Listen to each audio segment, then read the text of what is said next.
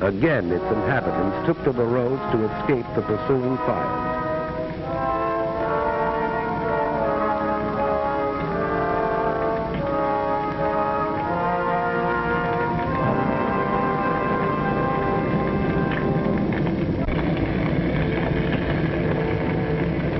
The cathedral crashed in flames. The invaders rolled on. Morning found the refugees still fleeing blindly. Reputable observers said these refugees were machine gunned from the air. There is no photographic evidence of this. And this is what they fled. The Nazi machine moved on, and after a day's destruction, paused only to sleep.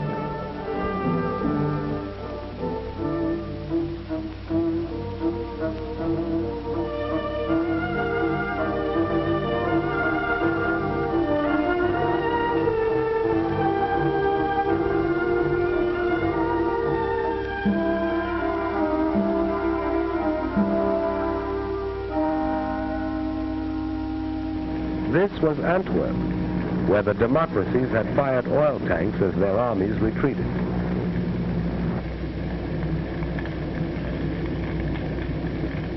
The improvised Allied defense collapsed. The British Army was driven into the Sea of Dunkirk, according to plan. Dunkirk has been called the triumph of man over the machine.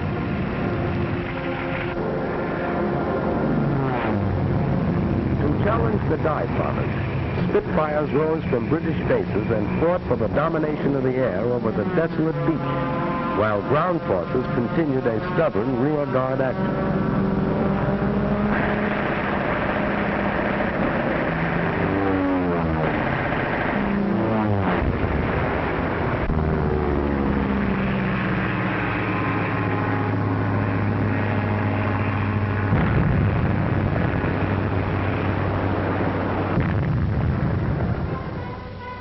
British ships, cruisers, destroyers, yachts, paddle boats, anything that could float, crossed the channel and evacuated some 350,000 British and French troops back to England. For the British were determined to save their men.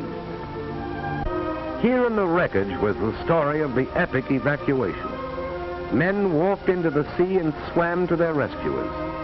They couldn't take their weapons, trucks, tanks, or guns, but men were saved to fight again. Having slashed through Luxembourg, Belgium, and Holland, 5 German armies fanned out across France. Treachery and incompetence had doomed the nation that only a decade ago had been leader of Europe. Now the campaign mounted in fury as France crumbled.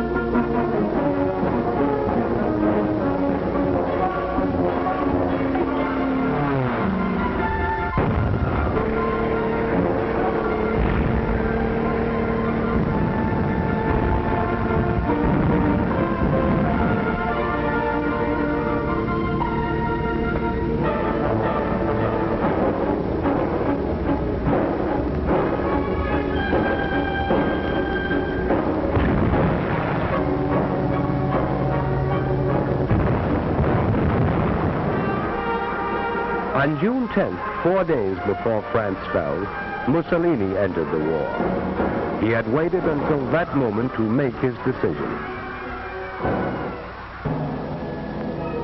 And now the Nazis entered Paris. This had been the dream of the Kaiser in the last war. Hitler achieved it.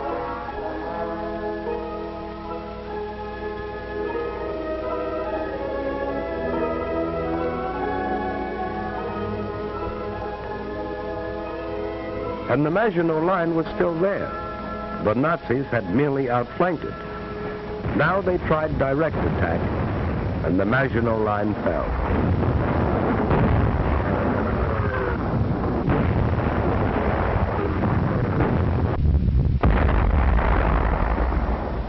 The First World War had ended officially in this railroad car, where Marshal Foch had received the delegates of the vanquished Germans.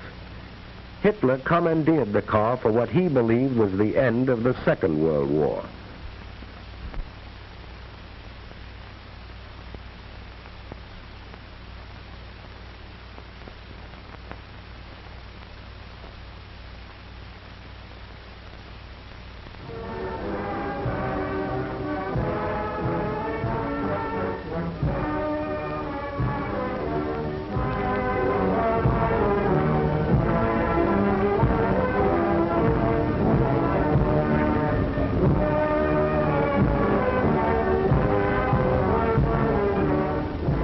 Here at Compiègne, Vichy was born.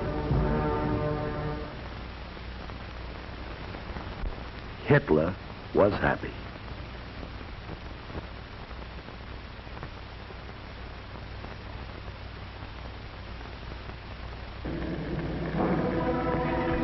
Britain alone remained as Hitler's sole barrier to a total victory. Nazi submarines, now berthed on the conquered coast, set out to starve the British people into submission. Nazi planes, now only a few minutes' flight from the English coast, set out to bomb the British people into submission. Britain hung on.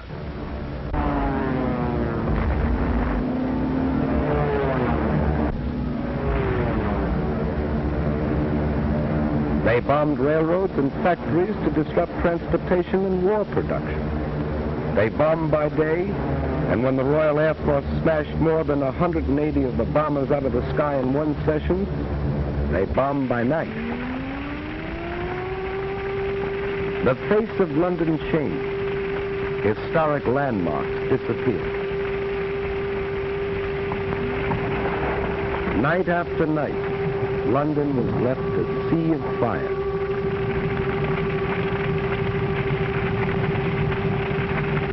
Coventry.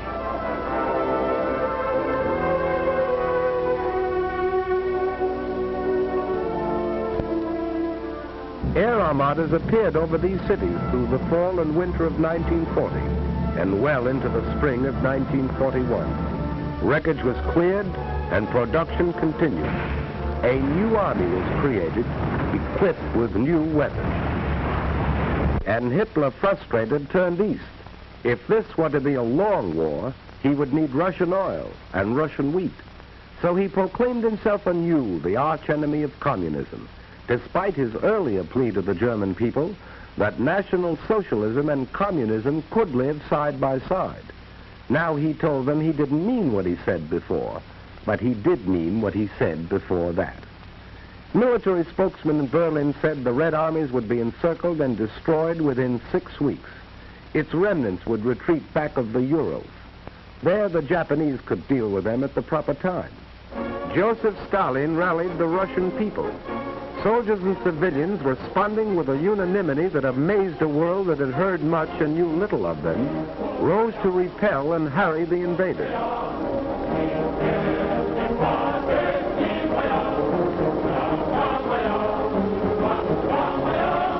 Working with whatever tools they could seize, working against time, men and women, old and young, carved these huge tank traps.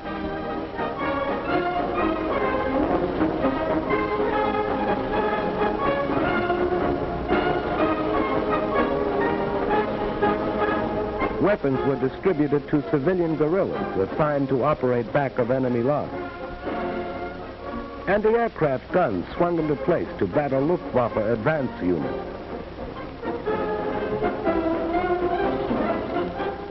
Here was the wheat that Hitler wanted, and Russian men, women, and children were determined to keep it out of his hands. They would have neither food nor shelter. Factories worked day and night, for the Russians knew this was a war of machines.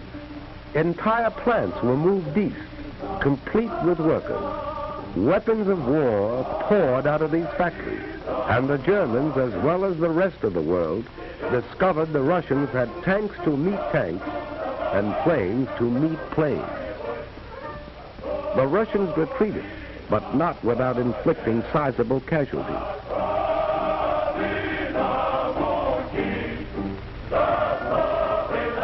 German prisoners captured seemed shocked at the ruthless opposition they encountered. It had been different in France.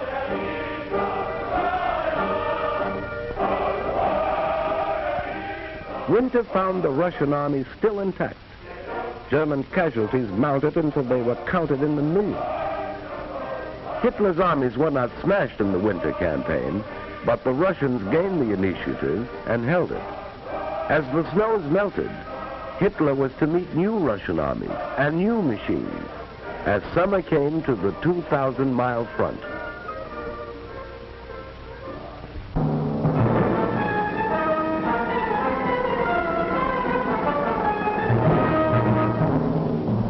We were not sufficiently on the alert in Hawaii. The Japanese won a series of spectacular victories in the Pacific. Under General Douglas MacArthur, American and Filipino forces fought a fabulous delaying action in the Philippines. Manila was bombed, although it was declared an open city. Because of vast distances, it was impossible to send supplies or reinforcements, and Bataan fell, only when Americans and Filipinos had eaten their mules.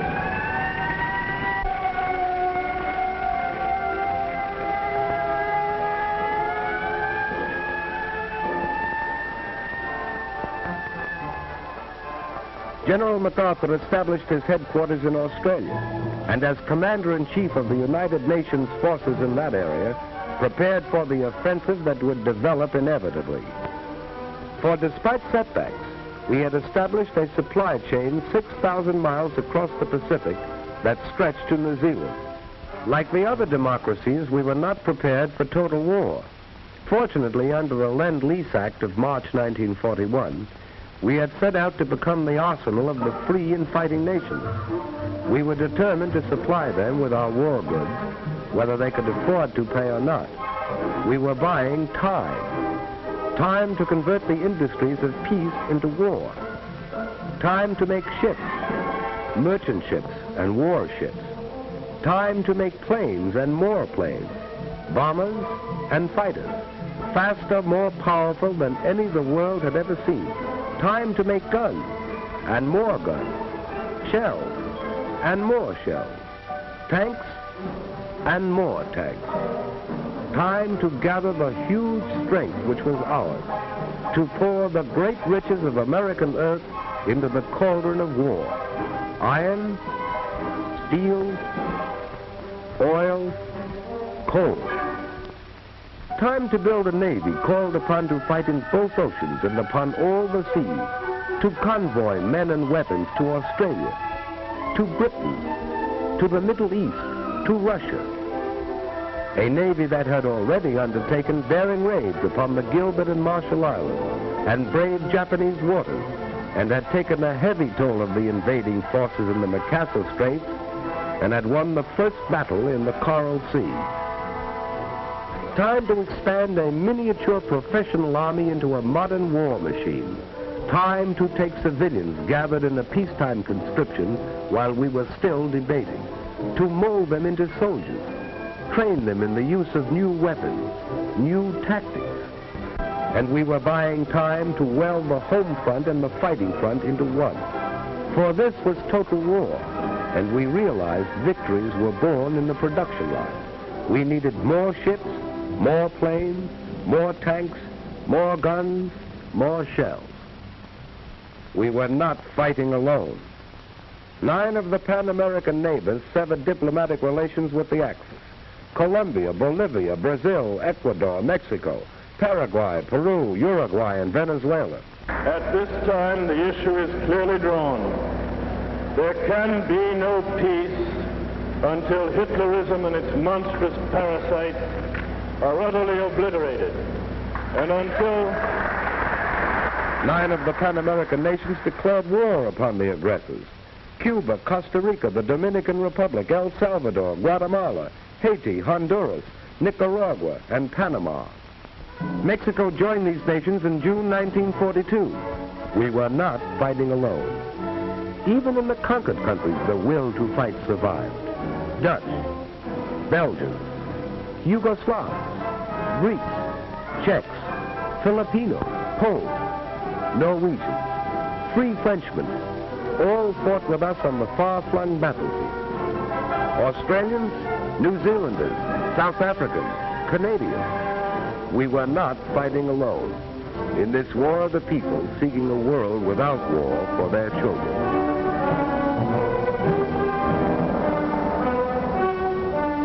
Britain, growing steadily stronger in its third year of war, sweeping the skies of conquered Europe, harassing the enemy with commando raids, sending forth huge armadas of bombers over German cities Hitler promised would never be attacked. Russia, fighting with an unparalleled tenacity, drawing upon inexhaustible reserves, asking no mercy and offering none.